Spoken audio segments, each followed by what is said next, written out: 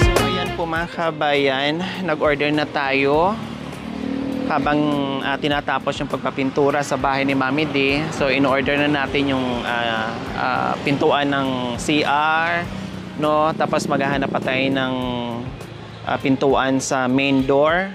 Meron na rin tayong screen door. Palagyan natin ng screen door mga kabayan para kahit tanghaling tapat, pwede mong i-open, no, na naka-screen door lang siya. At least hindi papasokin ng mga lamok, langaw, insekto o iba pa. Para malamig din, hindi yung lagi naka-close lang.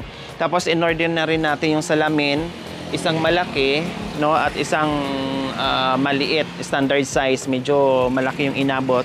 At least after nun ay konti na lang yung kulang. So ayan, in-order na natin, nag-down na tayo, tapos sasabay na sila sa atin at magsukat na sila sa bahay ni Mami D. Kaya tara, abangan niyo po mga kabayan. Nandito na naman kami muli. Kasama natin yung ating tatlong Marias. At titinan natin yung bahay. Doon dadaan Mami kasi... At yung kasama din po natin yung mag-install ng ating glass window. Pasok ko yan.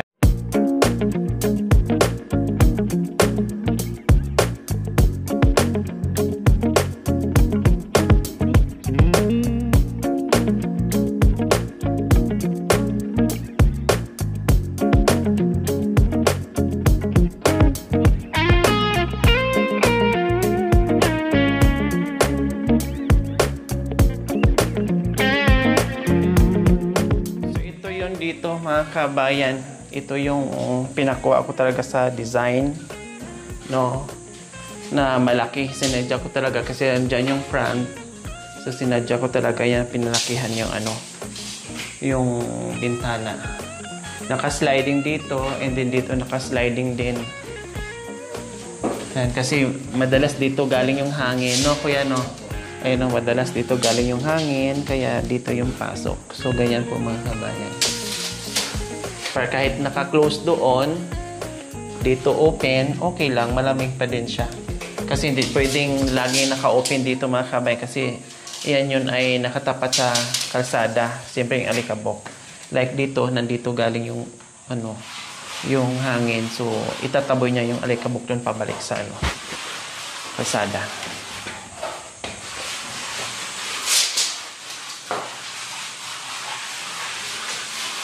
Papakita kay sinama namin kayo kasi papakita mag-tour tayo sa bahay ni Mami D kasi almost done na. Oh, konting na lang, almost done na. So nandito na tayo dahil pa magpapalagay na tayo ng bintana. Then yung mga natin, in-order na rin natin yung mga pintuan natin. Kaya ito na yun. Mami D, Nanay Miling, and Nanay Delia. Ayos po ba yung bahay ni Mami D? Ayos. Ha? Ayos. Oh, dito yung CR. Oh, ayan yung CR natin. Naka-tiles din. So dito tayo maglagay ng screen door. At ito yung sinabi ko. Kasi hindi pwedeng nakasarado ng lagi. Kailangan may screen door para pag kahit nandiyan, magtambay ka dyan sa loob na tanghaling tapat. Oh, pwedeng buksan yung pintuan, screen door lang. Kundi mahangin pa rin magkabilaan yung pasok ng hangin. Plus, hindi ka pasukin ng lamok at langaw. Kahit sa gabi, pwede bang i-open yan. Well, okay na. Yung tile sa labas, Mami D, no, ayan, Nanay Miling, Nanay Nida, okay na. And then, ito yung ating lababo. O, diba? So, siya ng lababo ni Mami D, naka-tiles din. Tapos, may subra dito, tiles sa sala. Yung subra, pinagawan ko ng paraan ni Pastor, ayan. No, ayan, ayan, ayan. Nilagyan kong ganyan. Dapat plain lang yan. Sabi ko, may sobra naman, sayang. At may materialis pa, may tiles pa. Pinagawan ko na ganyan. And then dito, hindi pa talaga ito nagawa yung ilalim. No? Kasi dito talaga yung tulugan ni Mami D. Ayan. Kasya siya dyan. Tapos dito si Nanay Miling at si Nanay Nida sa ilalim. Kaya kailangan lagyan dito ng cover para hindi siya nakaganyan, nakatiwang mong pangitingnan, naka-tiles tapos nakaganyan lang siya, naka-open. So lagyan pa yan. Kahit yung simpleng ano lang.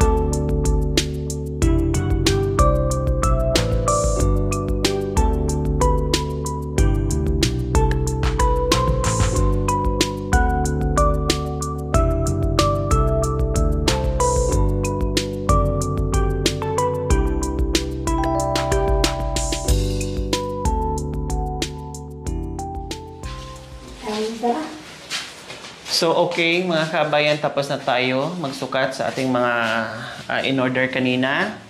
No? At after nito, mga kabayan, sabi ko nga, to follow, titinan natin sa budget, no? Yung itong kisame, no? Kung kaya pa. Dahil, siguraduhin muna natin yung loob, no? Ay, ito pwede namang sunod na lang kung kaya ng budget. Dahil siyempre, ay meron pang gamit.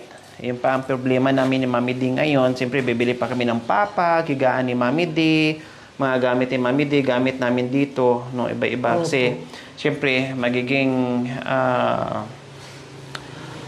marami din tayong gustong bumisita dito para merong gagamitin. Lalong-lalo na yung ating mga sponsors na talagang nagbi-message sa atin, na gustong bumisita, gusto magstay dito, kaya kailangan bibili kami ng gamit para may magamit dito. Oo naman po. Na hindi nakakahiya sa mga bisita natin na walang gagamitin pagdating na dito, Mami D. Paano pag magluto tayo, anong gagamitin natin? Yung mahihigaan nila.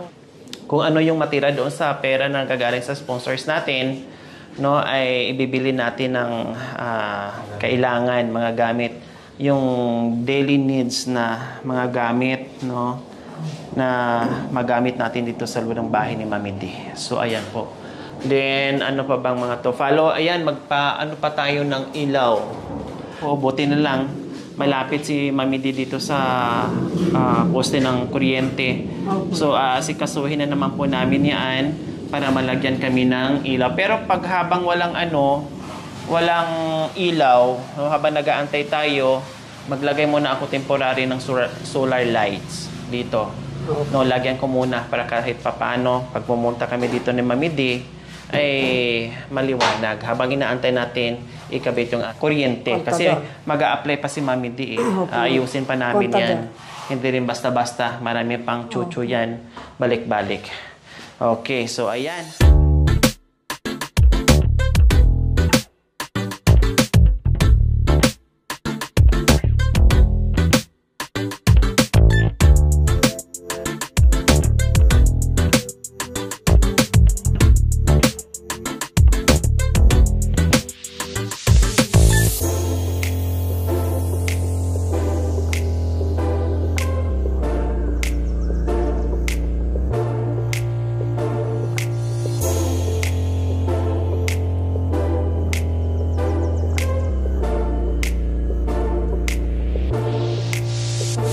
So ayan po mga kabayan, dito muna kami tambay dahil katatapos na namin mag-tour sa bahay ni Mami D. So relax muna bago kami babaakyat sa kabundukan dahil meron pa kaming bisitahin mamaya. So kasama natin sila. Hindi naman masyadong malayo. Diyan na namang banda. No? Malapit lang. Kasi sobrang init. Ayaw muna namin pumanik sa mataas na maglakad ng kay layo-layo. No? So dito muna tayo. At nakafocus pa ako dito sa bahay ni Mami D dahil napakalayang Mami D. Diyos ko, tulad niya, nagpasukat kami, nag-order kami ng mga salamin. Ang layo pa, nasa bayan pa mismo, doon pa sa unahan. Sabi nga ng nagsukat sa atin, ang lapit lang pala, ano? Kasi nakasingle lang siya. Sunod na sunod sa amin. Siguro di lang siya makareklamo. Saan na ba tayo? Nasa purgatorio na ba tayo? Tapos siguro no, pag-akyat doon sa Matarik, naku po, ang taas dito ha. Sunod lang siya, wala sang kaya pagbaba, wala sang ibang sinabi, kundi sabi niya, ang lapit lang pa na. Ang lapit lang pala, ano. Sabi niya gano'n. Sabi ko, opo, malapit na to sa kay San Pedro. Tinanong ko pa naman, ano pong... Tapos pagbaba, tanong kay kagad, akala nyo listahan ng mga senior, ayuda. Kasi may daladalang papel. Kapampangan pa naman. Opo. Tagalog po. Tagalog. Kinausap niya Kapampangan. Tapos Tagalog sabi, po. Sorry anak ko. ayan. Magsusukat po dito ng ng glass ng bintana. Tapos sabi niya kagad may dalang ballpen. Ay, isama mo ako dyan. Ayuda yan. Sabi ko, Mami, hindi yan ayuda. Magsusukat yan dito sa natin. Sa, ang tawag dito? Sa Bintana. glass, bintana. Ay, may dala-dala lang ballpen at papel. Lumapit kagad, kinausap, magpalista na. Dahil 3 na daw silang senior. Pati isa dinamay pa niya na hindi taga rito. Hindi kita mga anak. Nagkapampangan na pangambay doon. Porque ayuda, nakikitawid, nakikibarangay na may barangay. Ay, Diyos ko. Opo. Kaya okay na. Waitin na lang tayo i-install. Wapin. Tapos yung natin, yung window, yung screen door, yung main door, at saka yung sa CR. Pagkatapos niyan, done na, then kuryente na naman mamidi. Opo. Yun naman Ako pong magpapakita sa espelap ko. Opo. Nandito kami ngayon, magkasama na naman kami kasi meron na naman pong biyaya. Di ba? Mga biyaya na walang katapusang biyaya galing sa mapagmahal nating mga sponsors dahil maraming natutuwa kay Mami D and Nanay Miling and Nanay Nida. Sabi ko nga sa kanila ay go lang, no? Magpatawa lang tayo, enjoy lang, no? Patawanin lang natin yung mga nalulungkot dyan na mga viewers natin, no? Nasa iba't ibang panig ng mundo na maibsan yung mga problema nila. Kaya nandito kami patuloy magpatawa sa inyong lahat, no? Magbigay ng kasiyahan, pasensyahan nyo na minsan yung mga kanta namin ay pabalik-balik na lang, no? Merong bago pero putol-putol naman. Iba, liko-liko naman yung mga lyrics. Okay lang po yung mga kabayan. Kasi liko-liko din ang mga utak din, mga matatanda na kami. Kasi hindi naman ninaya ang mga balugang mag-artista eh. Kaya sorry naman. Lalo na pag yung gutom, ay naku po mga kabayan, wala na talagang patutunguhan ang kanta pag lalong gutom. No? Kaya pagpasensyahan nyo na sorry mga na lang. kabayan. Kung nagsawa naman kayo din minsan sa abatsukit, hayaan nyo na po. Kumakain naman kami sukit. Nag-aral lang po ako. Hindi lang yung kayabangan ko. Pag-inis din ako sa inyo po. Hayaan nyo na yung abatsukit ni Nanay Nida kasi mahilig kasi siya kumain ng sukit. Kaya lagi siyang abatsukit. Habang nagluluto ng sukit, abatsukit. Bakit maalat itong luto kong sukit? Saging, ube, isusukit. Tapos bulay, kardis. Apo. Sabi ng natin manonood, kawawa naman sila. Hindi marunong kumanta. Sumakit ang ulo ko sa mga kanta nila. Ay ba, bakit sasakit ang mga ulo nila? Hindi ba tama yun? Sabi Hindi na, nakanta.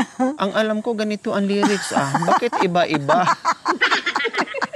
Iba pala ang lingwahe nila. Iba pala ang lyrics pag pagkulot. Aray ko na. Ay ba, makana niyang iba. Bakit di mawaglit sa isip?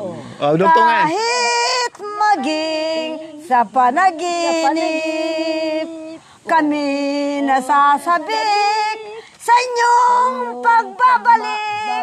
Kailan kaya namin matitiis? Mali ba yun? Mali ba yun? Yung nasa iba? Sabi niya, Lori, wag mo nang ibigay yung biyaya. Nagbago na ang isip. Aray ko na. Nagbago ang isip, lalong sumakit ang ulo. Ay, Diyos ko. Okay, so maraming salamat po talaga sa walang sawang pagmamahal sa ating sponsor, Ma'am Pichi Mendoza. Maraming salamat po, Ma'am Pichi Mendoza, sa biyang pinagkaloob niyo po sa amin. No, nagpadala na to noon, hanggang ngayon, talagang nandiyadyaan. Salamat po sa inyong ganito ang puso na talagang hindi lang si Mami D, hindi lang ako, kundi itong mga dalawang nanay natin. Si Ma'am Pichi Mendoza po mga kabayan, nagpadala ito ng $500. So, ang $200 ay para doon sa sasakyan natin na aksidente, nagbigay po ng tulong. Maraming salamat po. Sobrang naming na-appreciate yung inyong tulong, yung pagmamahal, emotionally, physically, financially, ay nandiyadyaan po talaga. Kompleto Ricados, yung pagmamahal nyo sa akin. Hindi ko lubos maisip kung paano ko po kayo pasasalamatan sa gininto ang puso nyo. No, yung $200 po mga kabayan para doon sa na-aksidente nating car, nagbigay ng tulong. At doon pa sa iba mga kabayan ay nagbigay din ng tulong sa atin. Maraming salamat po talaga na kahit papaano sa kinakaharap namin ngayon, sa kinakaharap ko ngayon ay napakahirap pero lalong lumakas ang loob ko dahil po sa inyong suporta sa inyong lahat. Salamat po talaga. Okay, so yung $200 naman ay mapupunta doon sa bahay ni Mami D. Opo. Oh. Maraming salamat po. Ayan, Mami D, yung $200 mapupunta yon doon sa bahay nyo. And then, yung $50 naman po ay mapupunta kay Nanay Nida and yung $50 po ay mapupunta din kay Nanay Miling. So, which is almost 2.8 or 2.7, depende sa palit ng dollar. So, siguro mga 2.8 or 2.850 or 2.7 ang $50, no? Ngayon ay nakapeso naman na. So, yung 2.8 po mga kabayan, yung $50 ibibigay natin ngayon kay Nanay Nida and Nanay Miling. Yung sa inyo po mamide ay mapupunta yun sa bahay natin. Pag sinabing marami pang kulang. Opo, pag sinabing bahay, mapupunta sa bahay. Pag sinabi naman ng sponsor natin na cash na para sa'yo, ay para sa'yo. So, yun po yung ginagawa natin. Depende po kung ano sasabihin ng ating sponsor, sinusunod po natin. Okay, so $50 gawin ko ng 3,000 sakto para wala ng butal. 1, Maraming salamat 3. po, ma'am. Darating po kayo dito sa Pinas. 1, 2, Meron po 3. kayong bakasyonan dito. So, ayan po, Ma'am Pichi Mendoza. Maraming salamat po. Naibigay ko na po kay Nanay Nida and kay Nanay Miling. Sinabi ko na rin po kay Mami D. Ma'am Pichi, maraming salamat po sa bigay ninyo pong biyaya sa akin po. Maraming salamat po. Sana po wala pong pagbabago. Kahit hindi po ako nag-aral at marunong mag-English, pasalamatan ko po sa inyo at sa tulong ninyo binibigay sa akin po. Tapos kay Madam Lori po, maraming salamat po. Siya lang po ang umakay sa akin at wala po akong kamuwang-muwang. Nasa bukid ako. Siya po ang umakay sa akin. Kaya maraming salamat po sa inyo. Sa kanya, Bedo. Sa kanya at sa iyo din po. Ingat po palagi dyan sa inyo po. Huwag ninyo pong pababayaan sa iyong katawan po. Hindi kayo po magkakasakit. Maraming salamat po. Maraming salamat sa iyo, Ma'am Pichi. Lalo na, una sa Panginoon. Pangalawa po kayo. Pangatlo kay Ma'am Lori. Kung hindi sa kanya, hindi na ako ganito. Walang umakay sa akin kundi sa kanya. At pangalawa sa inyo. At lalo na papasalamat ako sa Panginoon. Ako po ay, ito po na binigay po sa akin ng pera. Iyan ko po sa bahay ko. Kasi po, hindi pa kasi tapos yung bahay ko ng mga kusina ko. Makikipagkita ko na lang po, papicture ko na lang po kung ano yung gagawin ko dito sa pera. Hindi ko po gagastusin ito kung di sa bahay ko lang po. Sa kusina ko lang po, marami naman po mga gamit na mga kawayan. Tapos yung mga, maputol ko pa ng mga kahoy, yung mga pagkilo, lahat ng mga gamit sa bahay. Ito pa rin ko po. Salamat, maraming salamat sa bigay mo ng biyaya. God bless po sa inyo. Sana magpakay magsawa. Sana po ito pong ano po, yung pupunta namin dito. Salamat ako. Hindi mo na ako mamasyal. Kaya nandito ako, masaya ako. Kahit masintya na po kayo sa akin, kung wala akong ipin, nakakasalita po sa inyo. Kaya ako, wag kang malungkot. Kami po masaya po.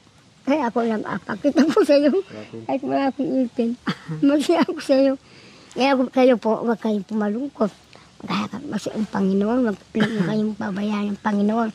Ahaba pa yung buhay niyo para makatulong po kayo sa ibang tao. Sa amin, tulad ni sa amin, kami tantatlo. Okay na, God bless na lang sa iyo. The best ka po. Salamat po. The best po kayo. Kasi kay Ma'am Lori. Okay. Ma'am Pichi, maraming salamat po kahit palagi po ako tumatawa. Siyempre po, para matawa rin po kayo dyan. Sana maraming salamat po.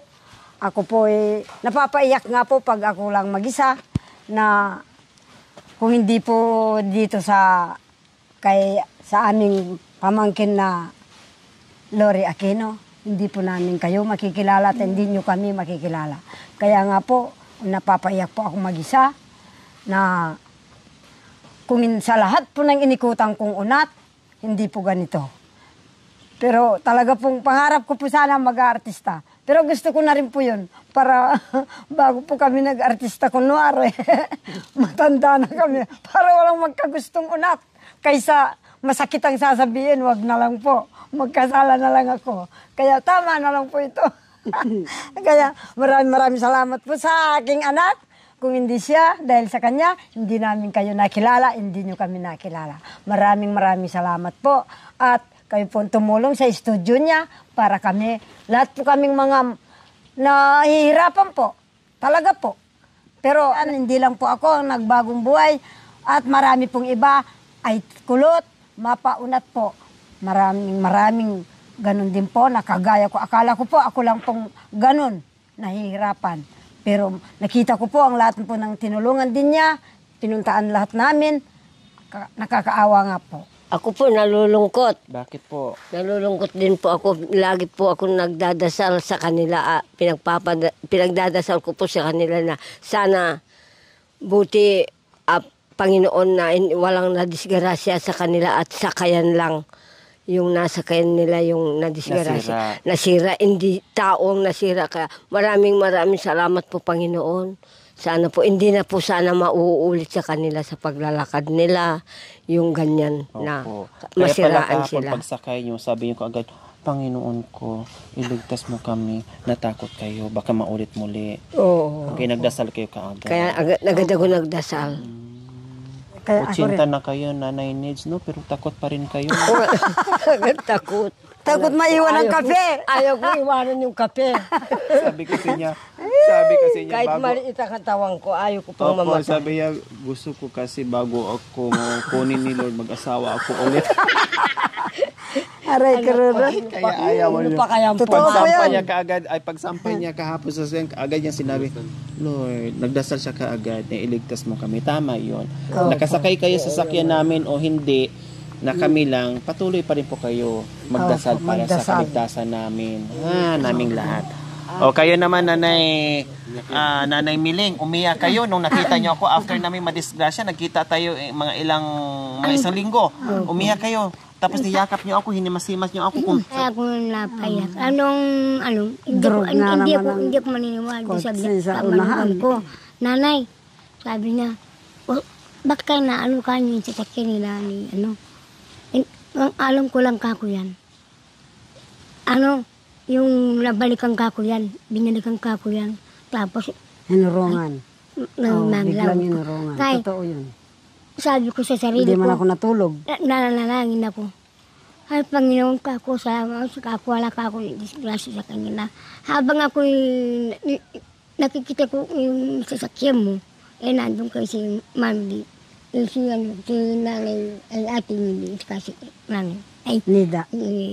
nanay, Angie. Madam. si Lola. Madam. Ang aming anak. Yung aming anak. Tapos, umiyak bigla ako napaiyak. Kasi napaiyak ko. Inimas-imas. Kasi, tapos, hindi ko matanggal sa sarili ko na, hindi ko maniwala. Tira ka ako yung sasakyan, hindi ko maniniwala.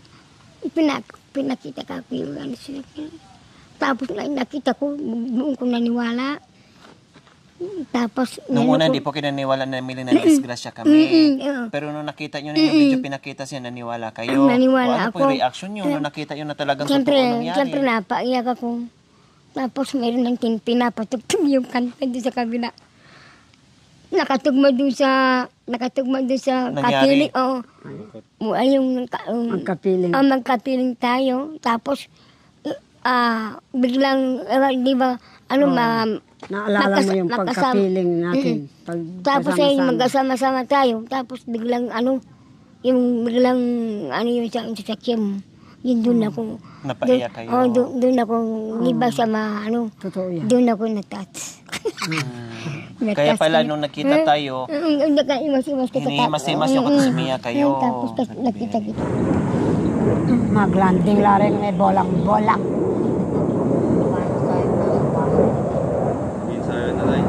Oo, mag-iensayo.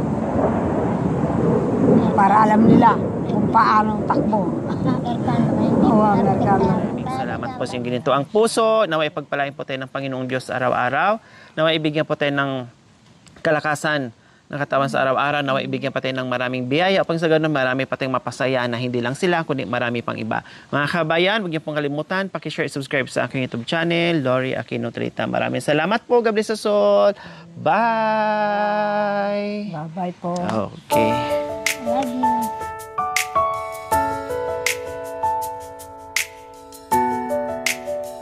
Thank you for watching. Don't forget to like, share, and subscribe.